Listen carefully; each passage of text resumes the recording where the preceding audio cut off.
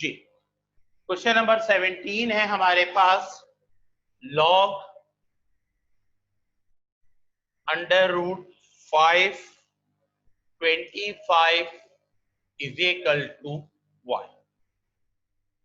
Log under root 525, ठीक है, is equal to y। First of all step, हम चूंकि कुछ छुट्टियों के बाद है तो आपके ध्यान में है कि हमारे पास दो तरह से नंबर्स हैं, एक एक्सपोनेंशियल फॉर्म होती है और एक लॉगरिथमिक फॉर्म होती है। इस वक्त सवाल आपके पास एक्सपोनेंशियल फॉर्म में मौजूद है, हमें इसे लॉगरिथमिक फॉर्म में कन्वर्ट करना है।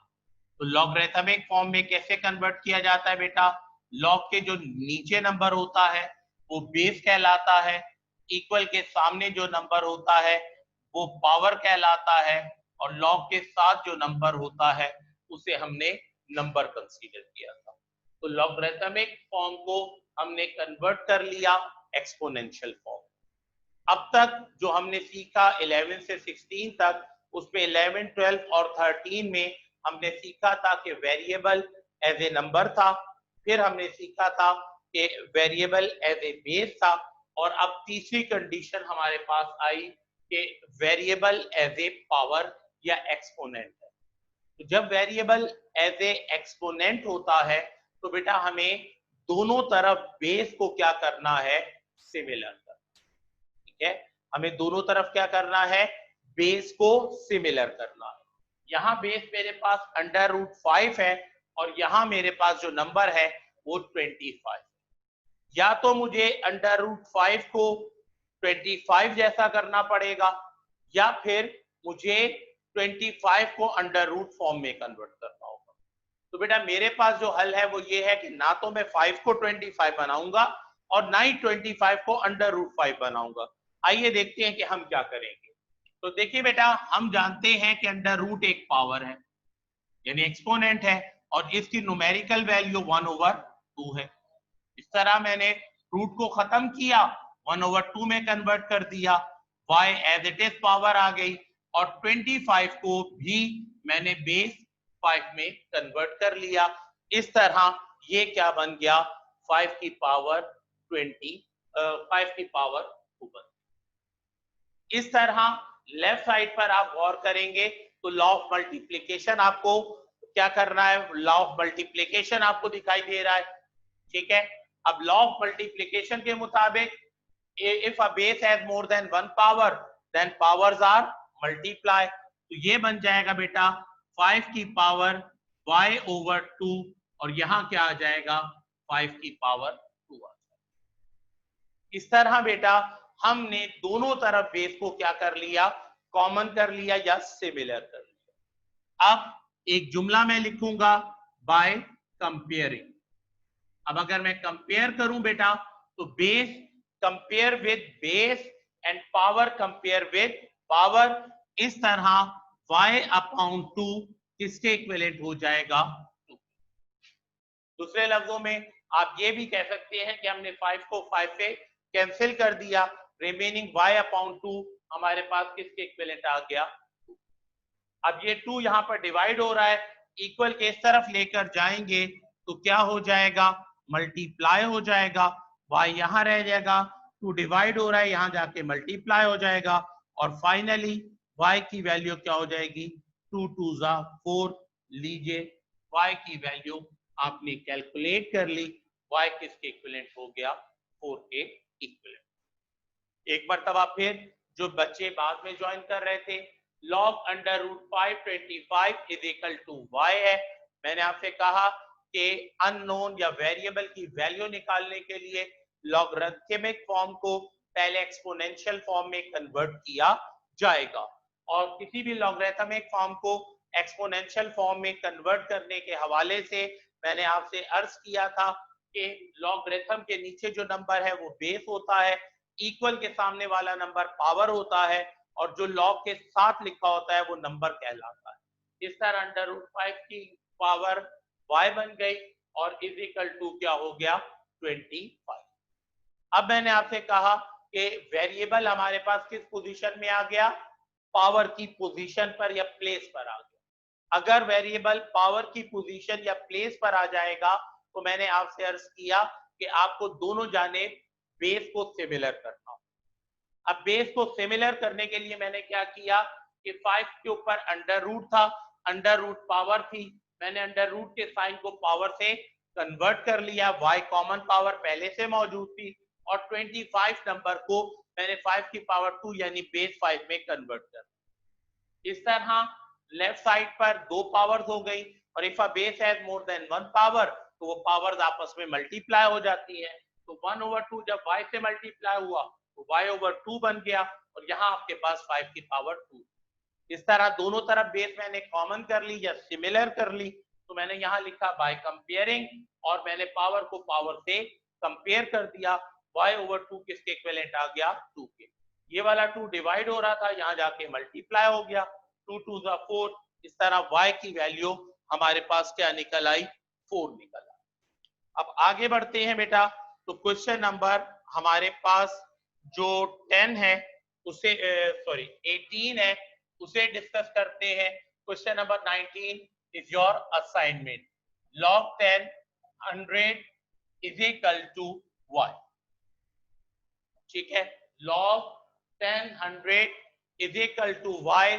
तो पहले स्टेप में आप क्या करोगे बेटा, पहले स्टेप में 10 की पावर y बन जाएगी इज इक्वल टू 100, यानी हमने क्या किया, लॉगरिथमिक फॉर्म को एक्सपोनेंशियल फॉर्म में हमने कन्वर्ट किया, लॉगरिथमिक फॉर्म को हमने एक्सपोनेंशियल फॉर्म में कन्वर्ट कर लिया।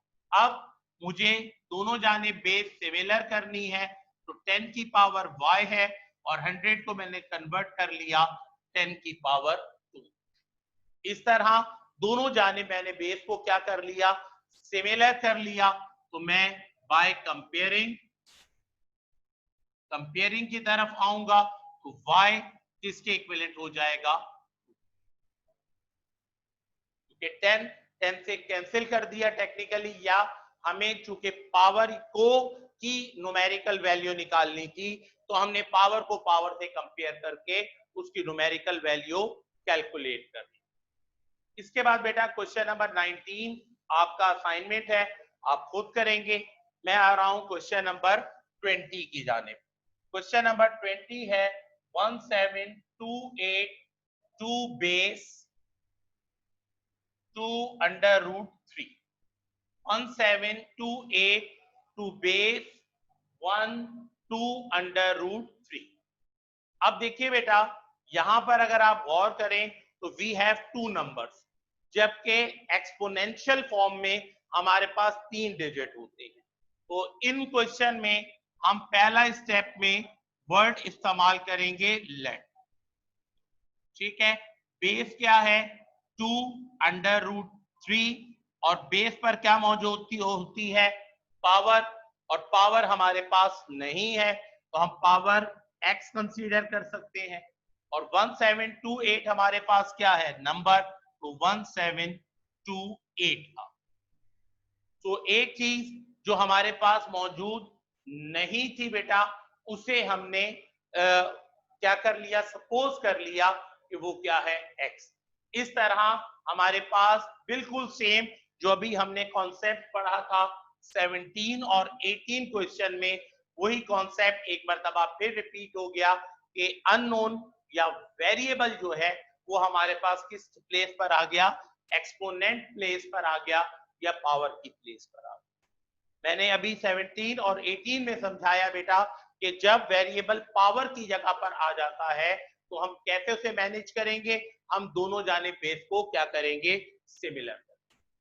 अब बेस को सिमिलर करना बड़ी दिलचस्प सूरत हाल है कि हमारे पास एक तरफ 2 अंडर रूट 3 है और दूसरी जानिब हमारे पास नंबर है 1728। अब हमने ये समझना है कि 1728 को हम कैसे 2 अंडर रूट 3 फॉर्म में कन्वर्ट करेंगे, और यहां पर अब आपकी बहुत ज्यादा कंसंट्रेशन की मुझे जरूरत पड़ेगी। तो जरा बेटा तवज्जो के साथ देखिए, मैं रफ वक्त में जा रहा हूं, और रफ वर्क में जाकर मैं सबसे पहले 1700 और 28 के फैक्टर क्या करूंगा, बनाऊंगा। तो फैक्टर्स क्या बन रहे हैं बेटा, 2 8 16, 2 6 12, 2 4 8। 17 था, मैंने 2 8 16 तक टेबल पढ़ा, 1 को कैरी किया, 1 और 2 मिलकर 12 बन गए, 2 6 12 कर दिया और 8 था, 2 4 8 कर दिया। नेक्स्ट स्टेप में 2 4 8, 2 3 6, 2 2 4 हो गया, 2 2 4, 2 1 2, 2 6 12। यहाँ एक मरतबा फिर मैंने क्या किया बेटा, 3 था, 2 1 2 पढ़ा, 1 कैरी किया, 1 और 2 मिलकर 12 बना, 2 6 12 कर दिया। नेक्स्ट में 2 10 20, 1 कैरी किया, 2 8 16। नेक्स्ट में 2 5 10 एंड 2 4 8। नेक्स्ट स्टेप में 2 2 4, 2 7 14, वही अमल, 2 2 4, 1 को कैरी किया, 1 और 4 14 बना, 2 7 14। नेक्स्ट स्टेप में गया, 27 है, 3 9 27, 3 9 27। नेक्स्ट स्टेप में गया बेटा, तो 3 3 9 और मजीद नेक्स्ट स्टेप में गया तो 3 1 इस तरह ये सब जो हैं क्या हो गए, 1728 के क्या बन गए, फैक्टर्स बन। अब जो अगली बात मैं आपके साथ करने जा रहा हूं स्टूडेंट्स, वो बहुत ज्यादा तवज्जो के साथ है। अगर आप गौर करें तो 1 2 3 4 5 एंड 6 टाइम मेरे पास 2 आया है और 3 टाइम्स मेरे पास 3 आया। तो अगर कोई मुझसे बात करे तो मैं ये कह सकता हूं कि 1728 2 की पावर 6 और 3 की पावर 3 बनता है। 2 की पावर 6 और 3 की पावर 3 बनता है, क्योंकि लॉ ऑफ एडिशन के मुताबिक अगर सिमिलर नंबर आपस में मल्टीप्लाई हो रहे हों तो हम उनकी पावर्स को ऐड कर लें। यहां तक वो कोई मुश्किल बात नहीं।